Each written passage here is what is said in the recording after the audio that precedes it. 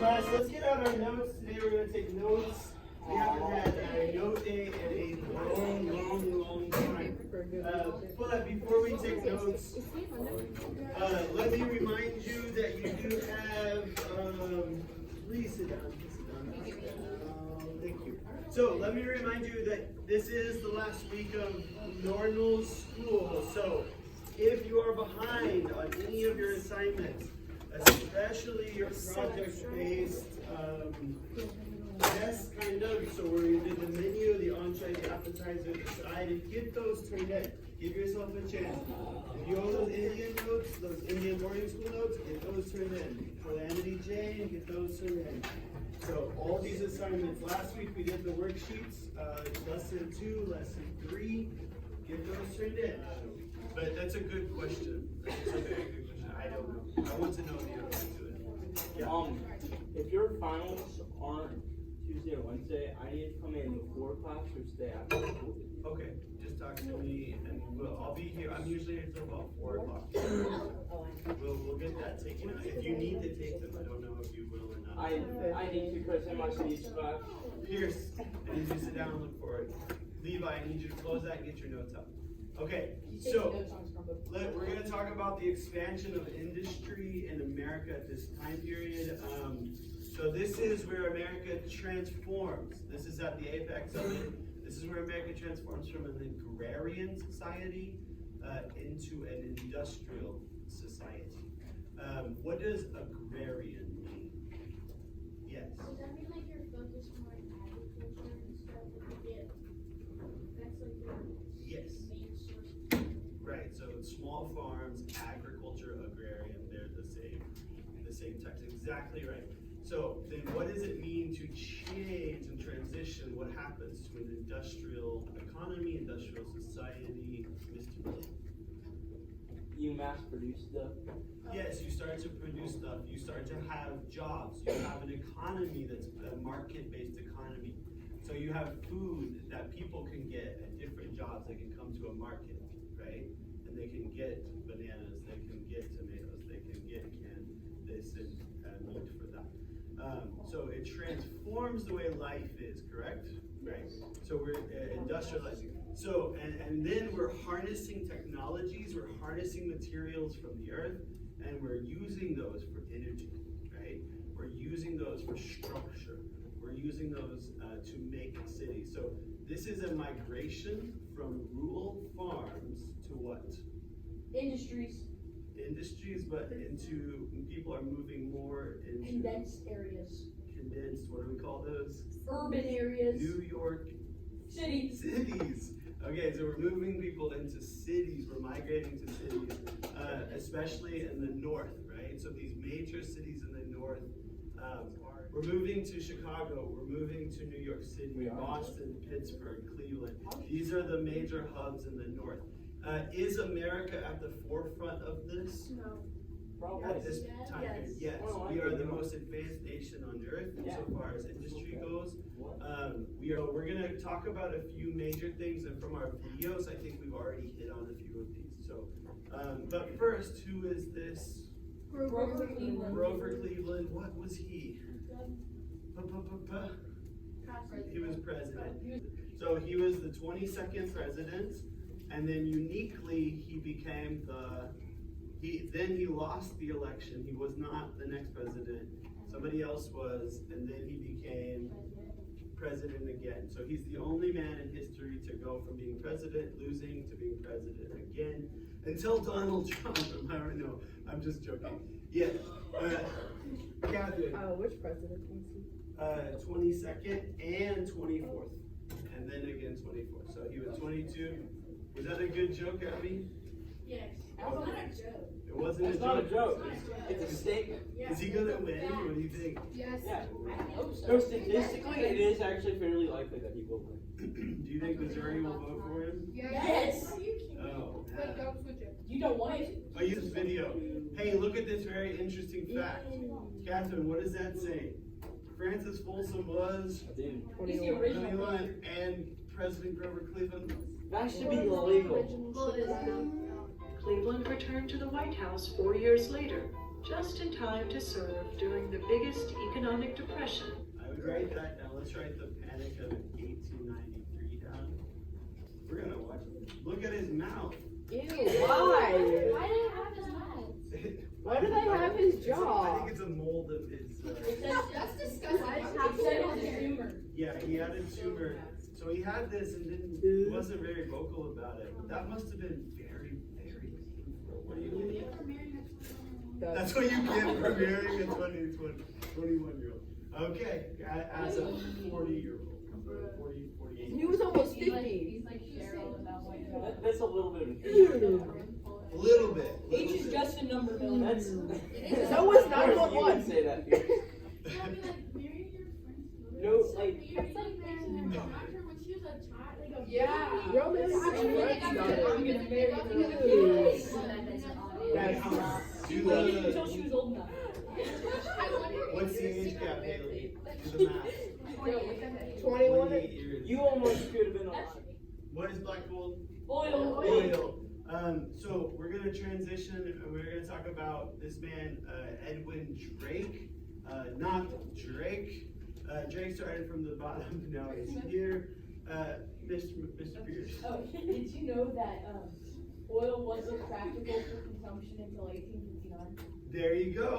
That's my man. Good. I'm a woman. Oil or woman. That's them. Okay. So essentially, use a steam engine to drill for oil. So these are those oil derricks, those things that you see iconically spewing oil out. Edwin Drake, 1859. I'd write that down. So this breakthrough started an oil boom at first for kerosene, but would later lead to gasoline to transform the world. So maybe a thought-provoking question. I'll give you a couple minutes. I'll say until 12:52 or so. What is, first define what exactly is oil, because we all know it, but I don't really talk about it. What is oil? And two, how does oil touch your life in every aspect of your daily life? If you think about it, what does it fuel? How does it transform who we are as a society? Talk with a friend. I'll give you about 2.5 minutes. Go. So what is oil and how does it change your life? What's that white stuff on your shirt, Mr. Allen? Oh, it smells amazing. I was gonna make a creative point and say, what is this plastic bottle made out of? Essentially, probably, partly. What is that all over your shirt?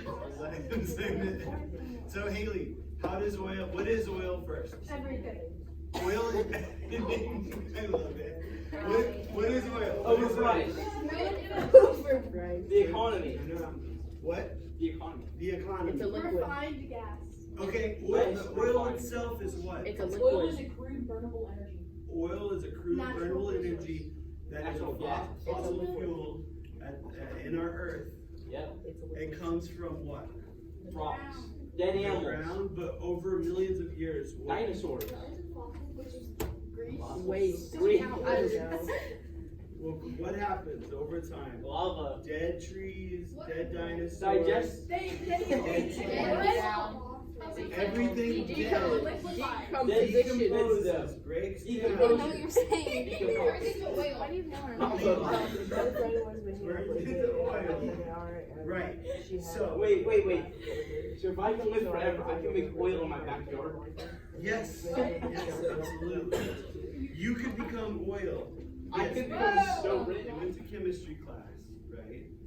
And they have, you go to chemistry class, and they took this natural resource, this very wonderful resource, iron, and they realized, what does iron do when it gets wet sometimes? It starts to rust, right? It starts to break down, starts to decay a little bit. Is iron or steel like harder, more firm, like stronger? Steel is firm, right? So you cannot build maybe some of these structures like skyscrapers and bridges with just pure iron. You have to have a process to purify it.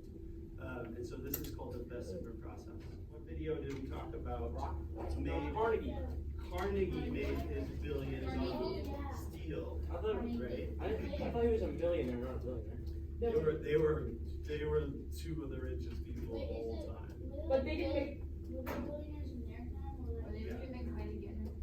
Yes, they were millionaires. in Quite a there. bit. Like Rockefeller had like I didn't know. 1.5% of the U.S. economy in his back pocket. Like that's how rich he was. It's like insanely rich. So we have oil transforming modern life. We have steel being the structural foundation to build urban areas, cities. So for the first time ever, you can stack people 1, 2, 3, 4, 50 floors high.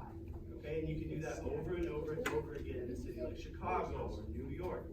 And they become these industrial hubs that will propel America's economy into the next stratosphere, right? And set us up for success. Is that bridge still there? What bridge? Yeah, like big bridge, mile long bridge. St. Louis. Yeah, in St. Louis, yeah, it is still there. I think they've reconstructed. It's called the EAD. That's lame. But we're gonna look at another bridge. That's a great segue. How did you make money from building the bridge? How did you like profit? Tolls. I think he made money.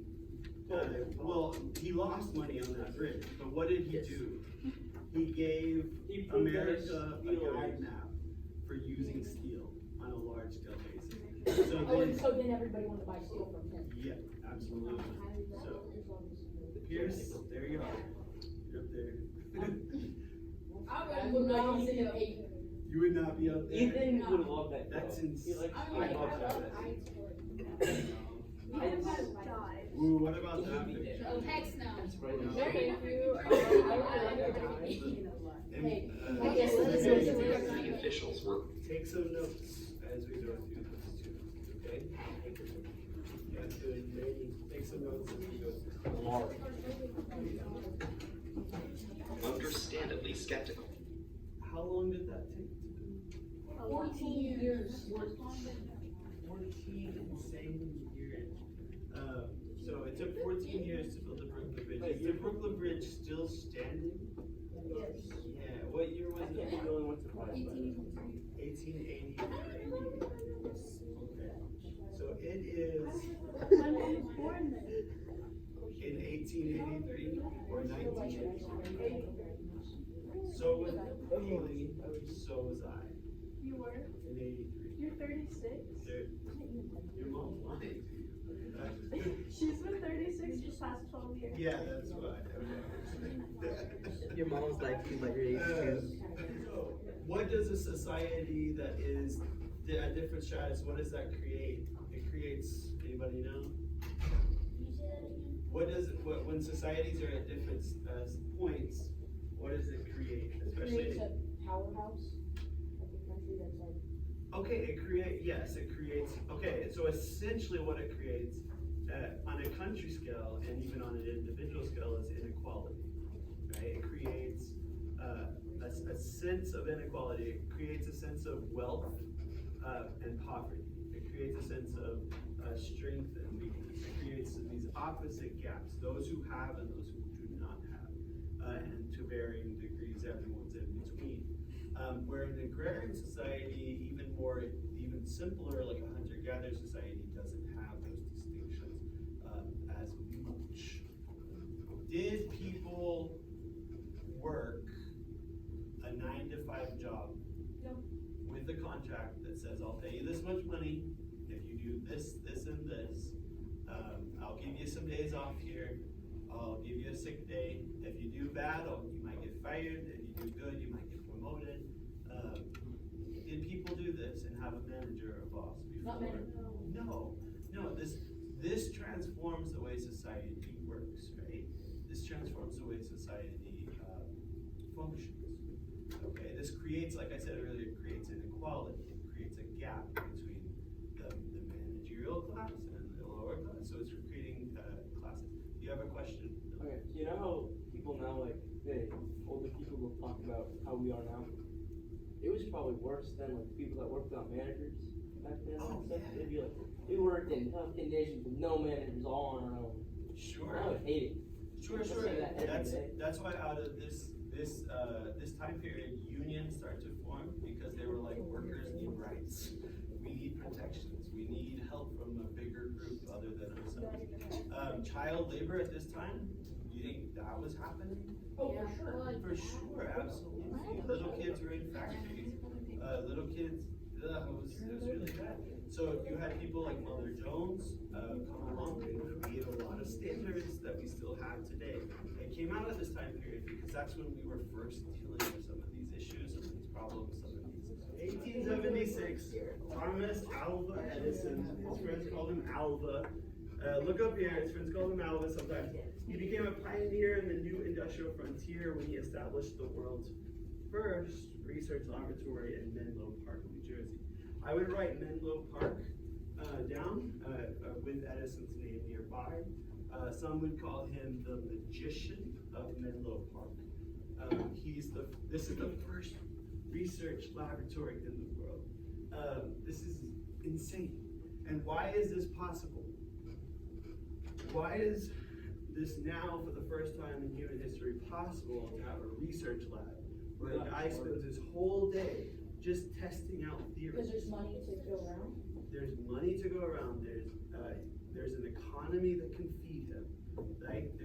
He can live in a city and have resources. He can do this, and then he can keep notes and do all of this stuff. So the world's transforming and allowing for innovation to happen, allowing for patents. So Edison perfected the incandescent light bulb and patented it in 1880. Put that down, and later invented an entire. Here's the shocking and the most impressive part. He invented a system of producing and distributing electrical power. So it's one thing to make and perfect the light bulb, right? Wow, it works. But now I need the infrastructure to harness that energy, to create and harness that energy and distribute it to your home. So you can use it in your bathroom, you can use it in your kitchen, you can use it on your microwave, you can use it power to upgrade your hairdryer, you can use its power to charge your phone, your computer. So I have to have the infrastructure to send it out and distribute it, produce it and distribute it. Okay? This becomes a very, this is huge, right? Electricity power, where would we be? By 1902, 18 million light bulbs are in use. The impact on America is massive.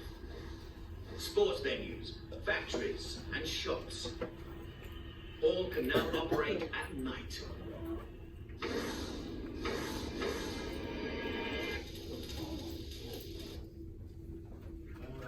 Very fascinating. So, Edison here, the world is changing. America is at the forefront of all of this change and progress. It's an exciting time to be alive, but like I said earlier, it's a time where inequality is kind of really defined between classes.